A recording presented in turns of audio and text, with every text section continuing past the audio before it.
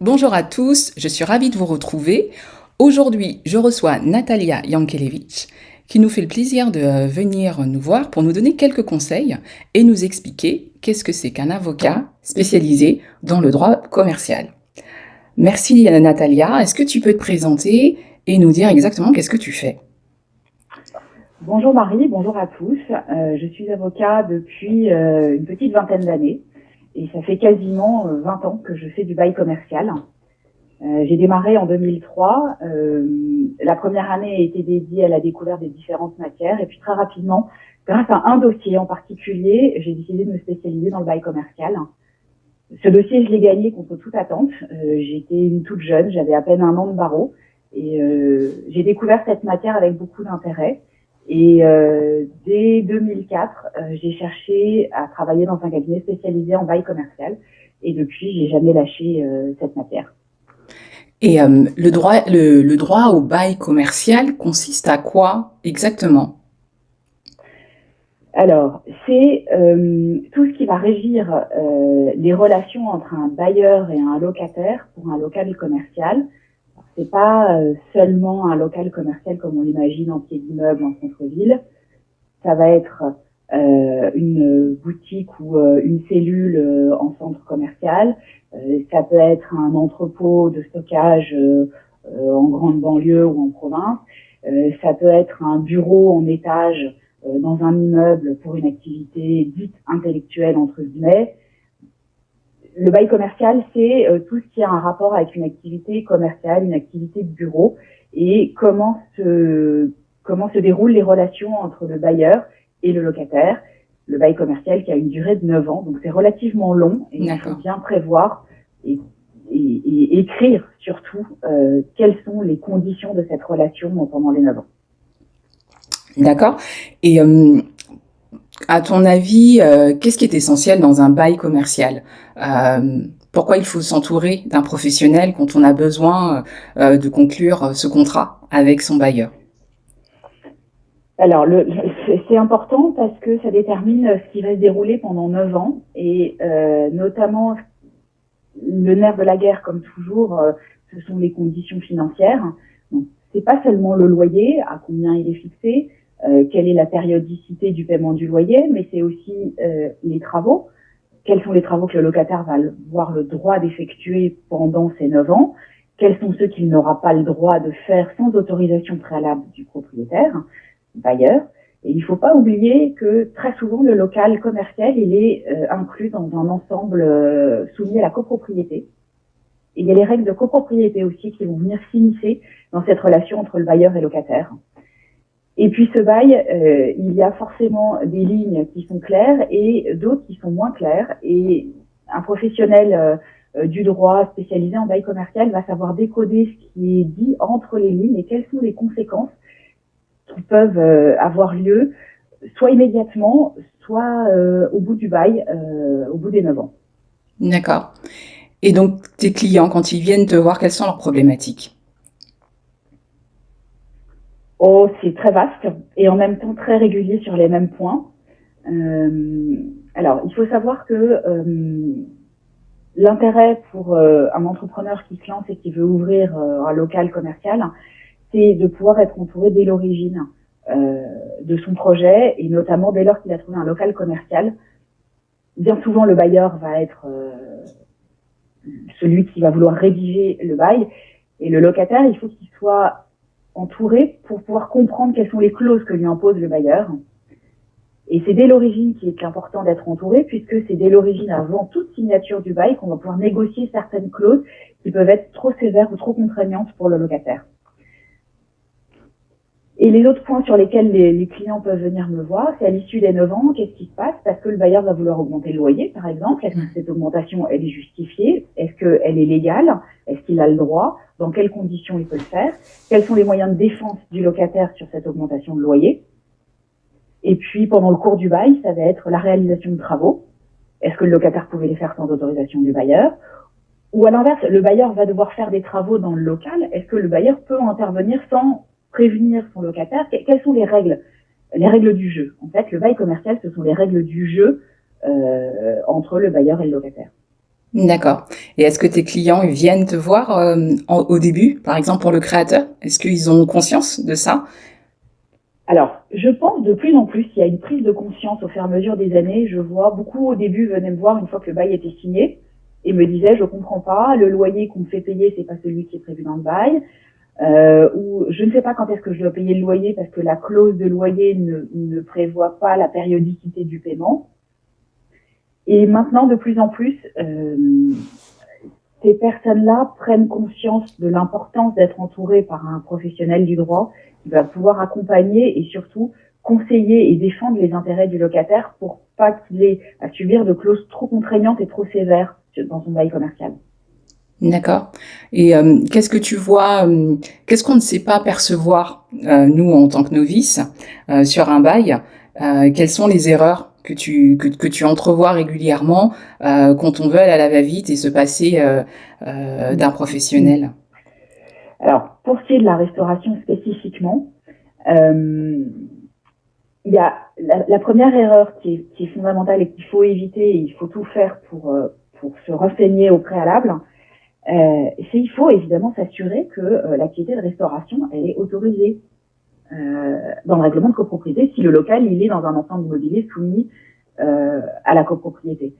Et en fait, c'est avoir le réflexe de demander le règlement de copropriété au bailleur ou à l'agence immobilière, parce que souvent on passe par un agent immobilier, et regarder dans la destination du règlement de copropriété que l'activité de restauration ne soit pas spécifiquement interdite. Et ça peut arriver, il peut y avoir des locaux commerciaux en titre d'immeuble pour une activité commerciale sans nuisance, mais le règlement de copropriété peut parfaitement prévoir que la restauration est interdite. D'accord. Le deuxième point, parce que ça complète en fait le premier, c'est toujours pour un restaurant, c'est le conduit d'extraction des fumées. Mmh. Comment avoir une activité de restauration si le local n'est pas pourvu d'un conduit qui va pouvoir accueillir l'extraction des fumées? Et ça aussi, c'est un préalable essentiel et fondamental avant l'installation d'une restauration, d'une activité de restauration. Et ça, c'est moi je le vois hein, quand j'accompagne également, c'est une des premières problématiques, l'extraction, parce que souvent les clients ne savent pas s'il y en a une, si elle fonctionne, et si elle fonctionne pas, est-ce que j'ai le droit de faire des travaux pour la faire fonctionner? Bien sûr. Donc, et s'il n'y en a pas du tout, est-ce qu'on a une installation, est-ce qu'on a une solution technique qui est possible par un conduit extérieur qui va venir se greffer sur la façade intérieure de l'immeuble en imaginant une cour intérieure? Est-ce que la copropriété va accepter ces travaux? Parce qu'il faut soumettre ça à l'approbation de la copropriété puisqu'on va toucher aux parties communes, puisqu'une façade d'immeuble est une partie commune. Et toutes ces problématiques-là, ce sont des préalables essentiels à l'installation d'une activité de restauration. Exactement. Et après, c'est trop tard. Parce que ça m'est arrivé. Oui, c'est ça. Qu'un restaurant s'installe et se rende compte par la suite qu'il ne pouvait pas installer son conduit. Et qu'est-ce qui se passe dans ces moments-là? C'est très compliqué. C'est très compliqué. Très compliqué. Il y a des solutions techniques qui permettent l'évacuation des fumées, mais ce ne sera jamais suffisant par rapport à la puissance du piano de cuisson qui est installé en cuisine. Et donc, en fait, ça réduit l'activité du restaurant. Alors après, tout dépend comment s'est déroulée la négociation avec le bailleur. Parce que même si techniquement c'est pas possible, le bailleur, il pourrait, et j'emploie bien le conditionnel parce que tout dépend comment ça se passe, mais le bailleur pourrait être tenu pour responsable de ne pas avoir délivré un local conforme à l'activité qu'il permet d'exploiter dans ses locaux. D'accord. Donc après, il faut voir s'il n'y a pas une responsabilité du bailleur qui permet l'activité de restauration, alors que techniquement, il n'y a pas ce conduit. Donc ça veut dire que l'entrepreneur pourrait se retourner contre son bailleur, qui lui a stipulé que le local était, avait des possibilités en termes d'activité, et que finalement, il se rend compte que la copropriété, ne donnant pas l'accord pour faire les travaux, ne puisse pas faire l'activité sur laquelle il a signé le bail. Alors, la responsabilité du bailleur peut pas être tenue si la copropriété donne pas son accord. D'accord.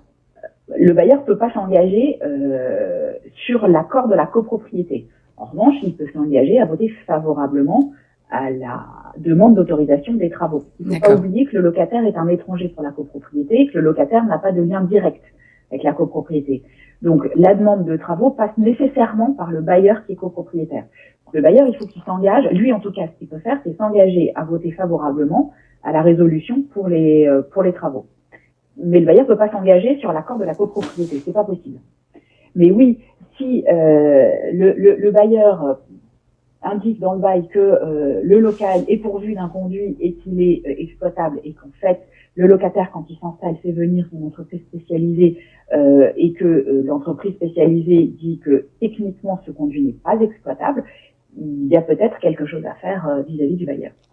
Mais l'idéal étant d'éviter ce genre de conflit en début de relation.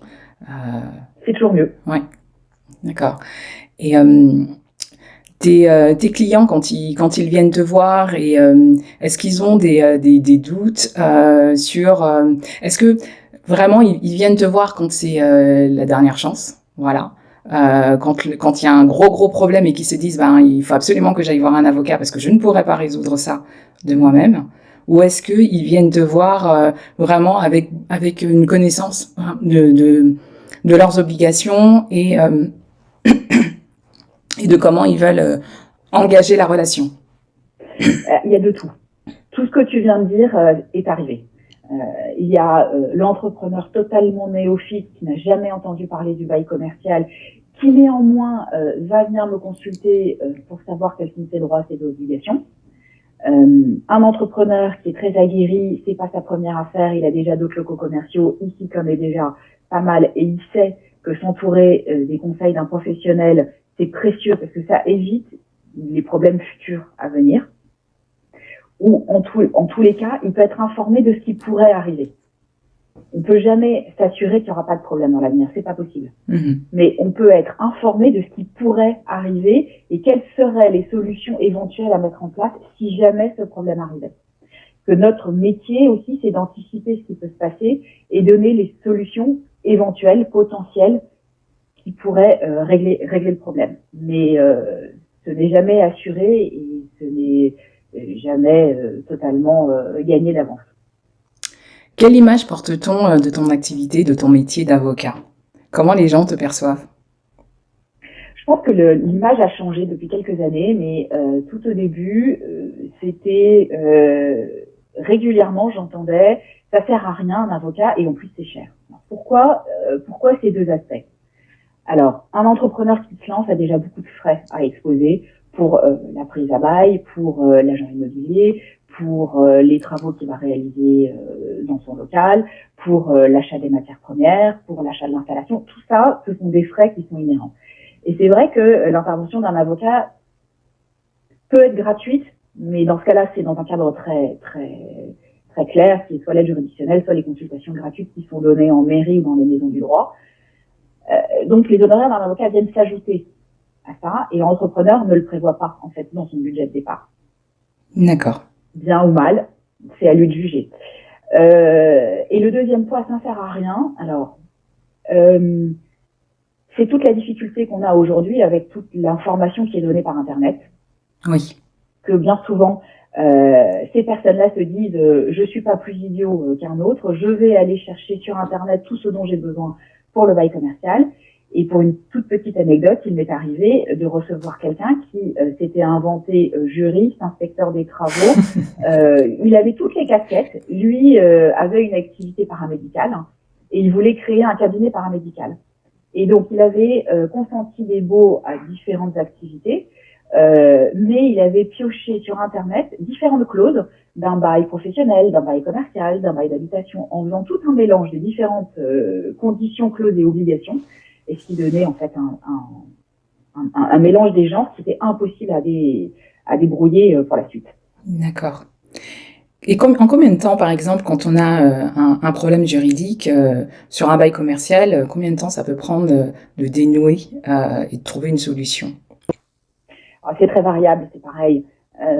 Il se peut qu'en quelques jours, la problématique soit réglée parce que on est en tout début et que le bail n'est pas encore signé, ou que c'est vraiment quelque chose où, par exemple, je vais voir que le bailleur il est en tort. Il est en tort dans ce qu'il a écrit dans son bail, ou il a vraiment pas fait les choses correctement. Donc ça peut se régler très rapidement en quelques jours. Après, le maximum, ça peut être des années de procédure. Ça peut D'accord. être des années de procédure, puisqu'on sait que la procédure en première instance prend déjà une grosse année, et après, il y a une procédure d'appel qui peut prendre 3 ans. Donc, c'est plusieurs années de procédure, avec des incidents, avec... voilà, c'est malheureusement régulier que ça dure plusieurs années. D'accord. Et quel conseil tu donnerais à un entrepreneur qui ne s'y connaît pas, qui a des doutes? À quel moment il vient te voir? Quel budget il définit? Parce que comme tu le disais tout à l'heure, souvent on ne l'a pas anticipé sur son financement. Donc, pour avoir une idée. Donc, comme on aura forcément à conclure un droit au bail quand on veut faire l'activité commerciale de restauration, quel est le budget et combien de temps à l'avance il faut venir te voir? Alors, idéalement, il faut consulter un professionnel du bail commercial dès lors que l'entrepreneur a trouvé le local.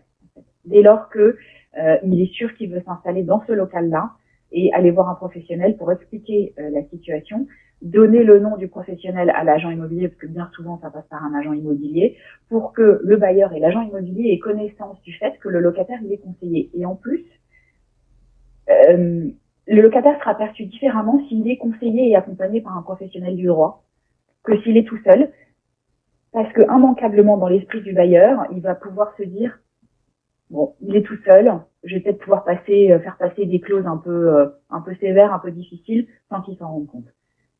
Pas tous les bailleurs sont comme ça. Je veux pas dénigrer non plus l'état d'esprit des bailleurs, mais immanquablement un locataire qui n'est pas conseillé ne verra pas certaines clauses qui sont complexes et sévères pour lui sur la durée du bail ou au bout des 9 ans. Et alors pour le budget, c'est très compliqué de te donner une évaluation, mais c'est quand même quelques milliers d'euros, sans que ça aille dans des sphères exagérées, mais ça peut tourner autour de 2000 ou 3000 euros pour que vraiment l'opération d'installation de cet entrepreneur soit bordée juridiquement et qu'il n'y ait pas de mauvaise surprise sur l'exploitation sur les 9 années à venir. D'accord. Donc ça, c'est un budget à rattacher au budget d'achat de fonds de commerce. En fin de compte, ça fait partie du budget de fonds de commerce. Et ce que je veux juste rajouter, parce qu'on a parlé que du bail commercial, mais c'est important aussi d'être accompagné quand l'entrepreneur va racheter un fonds de commerce ou va racheter un droit au bail. Alors, juste pour la compréhension, le rachat d'un fonds de commerce, c'est la même activité. C'est un restaurant qui va céder à un autre restaurant. La cession du droit au bail, il y a un changement d'activité au milieu. C'est un magasin de literie et qui va céder pour l'installation d'un restaurant. Ou toute autre activité qui n'est pas le restaurant, c'est une cession de droit au bail. Et là aussi, il faut se faire accompagner par un professionnel du droit pour bien comprendre quelle est l'opération et quelles sont les conséquences que ça implique sur le bail commercial, que ce soit une cession de fonds de commerce ou une cession de droit au bail. D'accord, très bien. Est-ce que tu as une petite anecdote à nous partager d'histoires qui se sont bien passées et une autre où ça s'est pas aussi bien terminé? Ça s'est pas bien passé? Oui. Une première anecdote où l'issue a été très heureuse.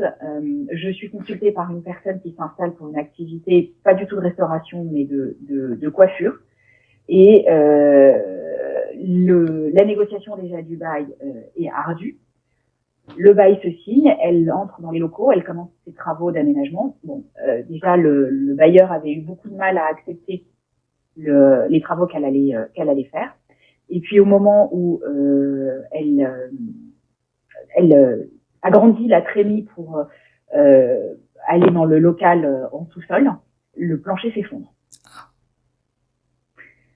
Donc là, il fallait passer en travaux urgents de la copropriété, puisque c'était une partie commune, c'était tout le plancher qui s'était effondré. La copropriété ne voulait pas prendre en charge les travaux. Le syndic voulait faire passer l'assemblée générale dans les 4 ou 6 mois qui venaient. Et force de réunion, de persuasion, de rapprochement avec le syndic, avec les copropriétaires, c'était une petite copropriété, c'était en centre-ville. Bon, finalement, les travaux ont été votés et elle a pu continuer ses travaux intérieurs. Le plancher a été refait. Bon, elle a eu un décalage de 4 mois d'ouverture de son local, mais ça s'est bien fini à force de communication. fait, de communication avec les voisins, les copropriétaires, le syndic, le conseil syndical. Et puis, bon, une situation moins heureuse, mais qui est très très récurrente et surtout avec on vient de vivre depuis 1 an et demi et qui va un peu perdurer. C'était un restaurateur qui s'installe comme locataire gérant, mais avec un loyer beaucoup trop important. Et en fait, il n'avait pas du tout fait sa projection financière sur cette installation. Lui, il aimait cuisiner, il était chef cuisinier, il n'a pas su gérer sa société, il n'a pas su voir que les loyers étaient beaucoup trop importants, mais au-delà du chiffre d'affaires qu'il pouvait réaliser, en fait. Ça n'a pas tenu longtemps, en 1 an et demi, il a dû mettre la clé sous la porte, et il y a eu une procédure, j'ai tout essayé pour lui obtenir des délais pour qu'il puisse remonter la pente, avec des aides de l'État, avec les fonds de solidarité, etc. Mais ça n'a pas été possible, donc il a mis la clé sous la porte. D'accord. Donc ça, c'est assez pertinent ce que tu viens de dire. Donc ça veut dire que la charge de loyer, si elle n'est pas bien négociée dès le départ, peut vraiment renverser la donne et tuer l'entreprise. Mais complètement, parce qu'il y a un système assez automatique dans le bail commercial qui s'appelle la clause résolutoire. Et que si le locataire n'arrive pas à payer son loyer, le bailleur va délivrer un commandement de payer via la clause résolutoire. Et en fait, il y a une certaine automaticité dans cette procédure. Si le locataire ne paye pas dans le délai d'1 mois du commandement de payer, le bailleur va engager une procédure. Et même si le locataire se présente devant le juge en expliquant sa situation financière qui est difficile, qui est délicate et en demandant des délais, le juge peut dire « mais je ne vois pas en quoi des délais pourraient vous aider si vous avez une situation financière qui est tellement délicate que même avec des délais, vous ne pourriez pas remonter la pente. Il ne faut pas oublier que les délais, il faut payer le loyer courant plus une portion de la dette. Et c'est parfois très difficile. Oui, bien sûr. Oui, bien sûr. Eh ben, merci beaucoup, Natalia. Merci de tous ces bons conseils qui, je pense, vont beaucoup aider et vont permettre de prendre conscience à quel point le droit au bail, c'est pas quelque chose de commun, ni de facile, ni qu'on puisse, en tant que créateur, prendre à la légère, et qu'il faut pouvoir s'entourer de professionnels pour pouvoir avoir les meilleurs conseils et prendre on va dire, les bonnes décisions à un moment donné de la vie de l'entreprise. C'est ça. Eh ben, merci beaucoup, Natalia. De rien, un plaisir d'avoir participé à cette émission pour aider les entrepreneurs qui se lancent. Très bien. Alors, je vous dis à très bientôt. N'hésitez pas à liker si la vidéo vous a plu et à vous abonner. Au revoir.